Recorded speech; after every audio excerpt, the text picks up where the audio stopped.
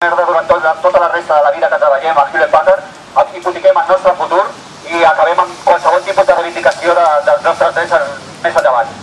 Llavors hi ha més coses aquí que no un simple article 41 que ens destrossa les condicions i fa que d'aquí al futur no tinguem absolutament res, sinó que el que hem de fer aquí estem lluitant pels nostres drets, per la nostra dignitat i perquè aquesta gent se'ns torni a tractar com a persones i no com si fóssim impressors o quartossos de tinta.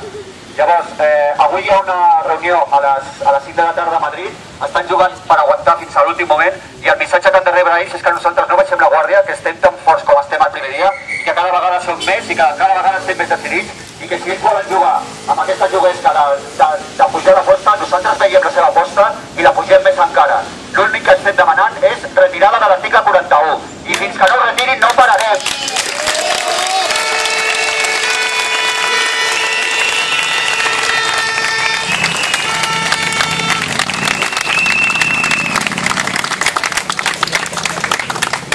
Com ha dit el company, aquesta tarda ens reunim amb l'empresa a les 5 de la tarda.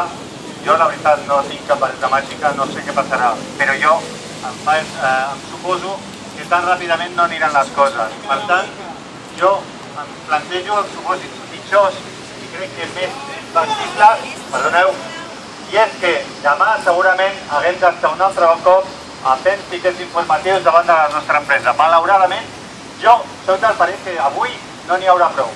Espero equivocar-me, espero que aquesta tarda l'empresa vingui amb ganes i digui escolta, això no puc aguantar, fora article 41 i tot acabat, a casa, molt bé, perfecte.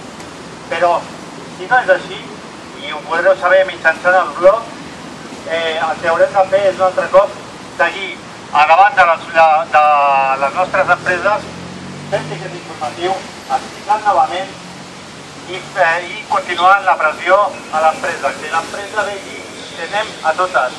Aquí no hi ha marxa enrere.